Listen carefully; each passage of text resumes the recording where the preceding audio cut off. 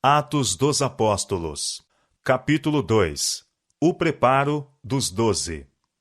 Para a tarefa de levar avante sua obra, Cristo não escolheu os doutos ou eloquentes do sinédrio judaico ou do poder de Roma. Passando por alto os ensinadores judaicos, cheios de justiça própria, o mestre por excelência escolheu homens humildes e letrados para proclamarem as verdades que deviam abalar o mundo. Ele se propôs preparar e educar esses homens para dirigentes de sua igreja. Eles, por sua vez, deviam educar outros e enviá-los com a mensagem evangélica. Para que pudessem ter sucesso em sua obra, deviam eles receber o poder do Espírito Santo. Não poder humano ou humana sabedoria devia o evangelho ser proclamado, mas pelo poder de Deus. Por 3 anos e meio estiveram os discípulos sob a direção do maior professor que o mundo já conheceu. Por associação e contato pessoal, Cristo preparou-os para seu serviço. Dia a dia, caminhava a seu lado, conversando com ele, ouvindo suas palavras de ânimo aos cansados e quebrantados, e vendo a manifestação de seu poder em favor dos doentes e sofredores. Às vezes, ele os instruía assentando-se entre eles junto às montanhas. Outras vezes, junto ao mar ou andando pelo caminho, lhes revelava os mistérios do reino de Deus. Onde quer que houvesse corações abertos para receber a divina mensagem, ele desdobrava as verdades do caminho da salvação. Não mandava que os discípulos fizessem isto ou aquilo, mas dizia: segue-me. Em suas jornadas através dos campos e das cidades, levava-os com ele para que pudessem ver como ensinava o povo. Viajavam com ele de um lugar a outro. Tomavam parte nas suas frugais refeições. E como ele, estiveram algumas vezes famintos e não raro cansados. Estiveram com ele nas ruas apinhadas, junto ao lago e no solitário deserto. Viram-no em todos os aspectos da vida. Foi na ordenação dos 12 que se deram os primeiros passos na organização da igreja que, depois da partida de Cristo, devia levar avante sua obra na terra. A respeito dessa ordenação, diz o relato: E subiu ao monte, e chamou para si os que ele quis, e vieram a ele, e nomeou 12 para que estivessem com ele e os mandasse a pregar. Marcos capítulo 3, versos 13 e 14. Consideremos a tocante cena. Imaginemos a majestade do céu tendo em torno de si os 12 por ele escolhidos. Logo os separaria para a obra que lhes havia destinado.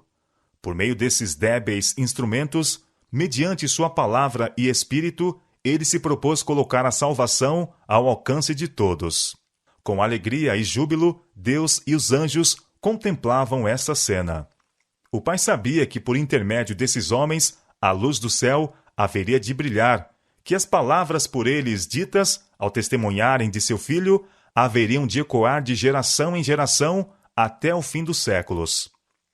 Os discípulos deviam sair como testemunhas de Cristo, para anunciar ao mundo o que dele tinham visto e ouvido.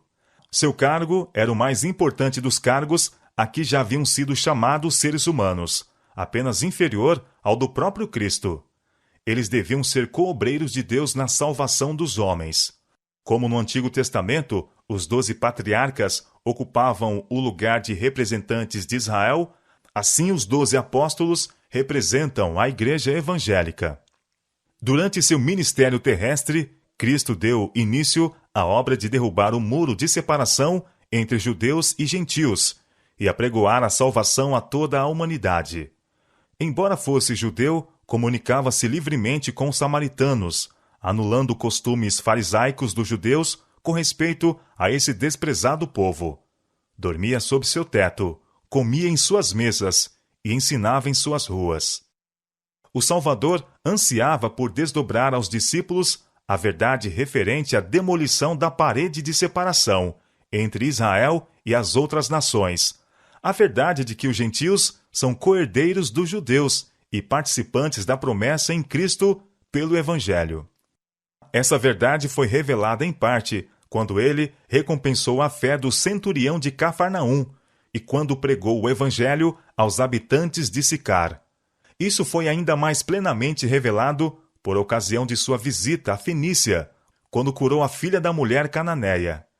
Essas experiências ajudaram os discípulos a compreender que entre aqueles a quem muitos consideravam indignos da salvação, havia pessoas famintas da luz da verdade.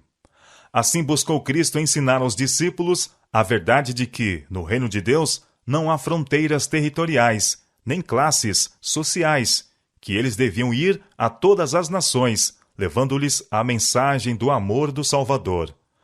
Mas não foi senão mais tarde que compreenderam em toda a sua plenitude que Deus, de um só, fez toda a geração dos homens, para habitar sobre toda a face da terra, determinando os tempos já antes ordenados e os limites da sua habitação, para que buscassem ao Senhor, se porventura, tateando, o pudessem achar, ainda que não está longe de cada um de nós.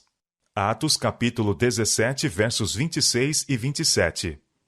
Uma grande diversidade caracterizava esses primeiros discípulos. Eles deviam ser ensinadores do mundo e representavam amplamente variados tipos de caráter. Para conduzir com êxito a obra para a qual haviam sido chamados, esses homens, diferindo em características naturais e em hábitos de vida, necessitavam chegar à unidade de sentimento, pensamento e ação.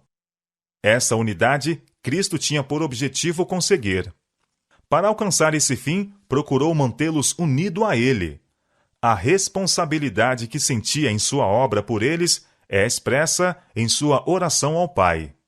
Para que todos sejam um, como tu, ó Pai, o és em mim, e eu em ti.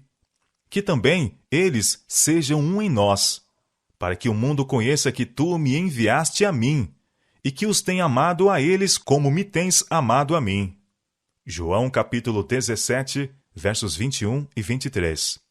Sua constante oração por eles era que fossem santificados pela verdade, e ele orou com segurança, sabendo que um decreto da parte do Todo-Poderoso fora feito antes que o mundo tivesse vindo à existência. Sabia que o Evangelho do Reino devia ser pregado para testemunho a todas as nações, que a verdade, fortalecida com a onipotência do Santo Espírito, seria vitoriosa na batalha contra o mal, e que a bandeira sangrenta um dia haveria de tremular triunfante sobre seus seguidores. Ao aproximar-se o término do ministério terrestre de Cristo e reconhecer ele que logo precisaria deixar que seus discípulos levassem avante a obra sem sua pessoal supervisão, procurou encorajá-los e prepará-los para o futuro. Não os enganou com falsas esperanças. Como num livro aberto, leu o que deveria acontecer. Sabia que estava prestes a ser separado deles, para deixá-los como ovelhas entre lobos. Sabia que haveriam de sofrer perseguição, que seriam lançados fora das sinagogas e metidos nas prisões.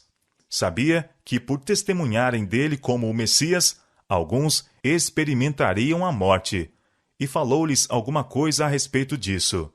Referindo-se ao futuro deles, foi claro e definido para que nas aflições que viriam pudessem lembrar suas palavras e ser fortalecidos para crer nele como o Redentor. Falou-lhes também palavras de encorajamento e esperança. Não se turbe o vosso coração. Credes em Deus, crede também em mim. Na casa de meu Pai há muitas moradas. Se não fosse assim, eu vou-lo teria dito, vou preparar-vos lugar.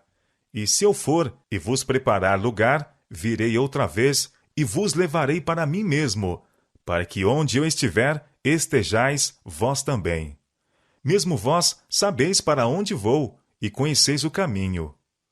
João capítulo 14, versos 1 a 4. Por sua causa vim ao mundo, e em seu favor tenho trabalhado. Quando eu for, ardentemente em seu benefício. Vim ao mundo para me revelar, de modo que vocês possam crer. Vou para o meu Pai e o seu Pai, para atuar juntamente com ele em seu favor.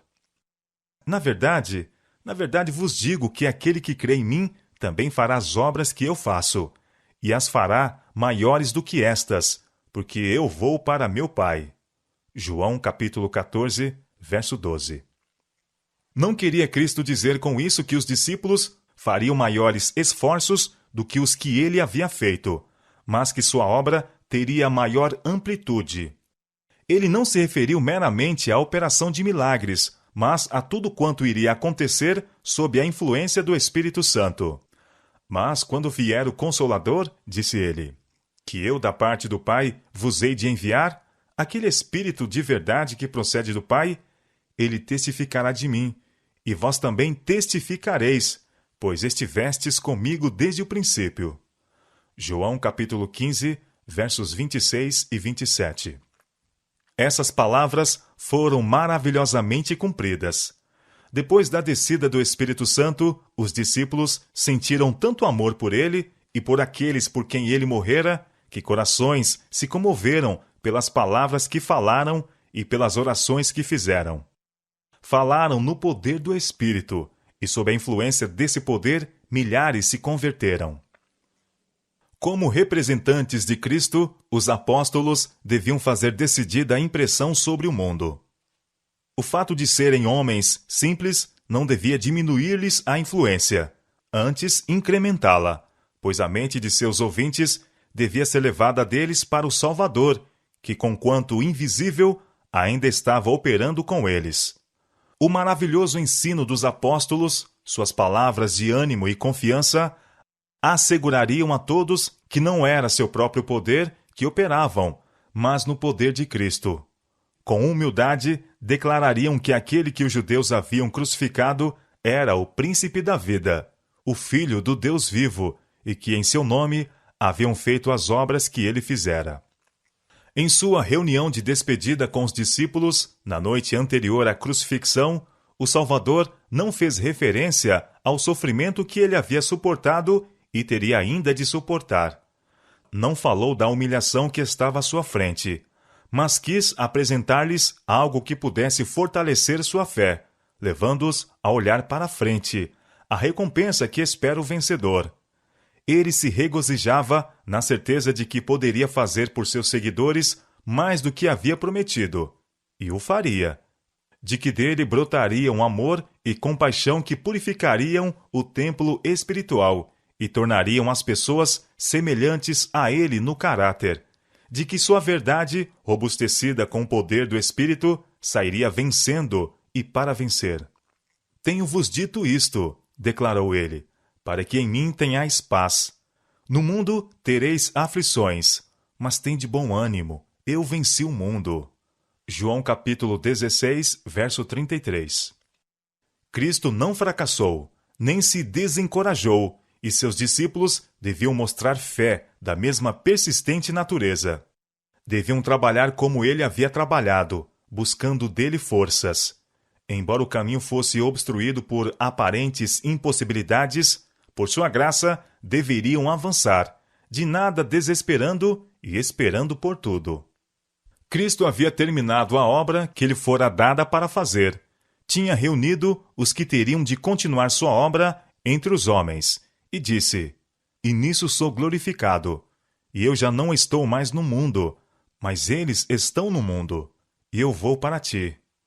Pai Santo, guarda em teu nome aqueles que me deste, para que sejam um, assim como nós.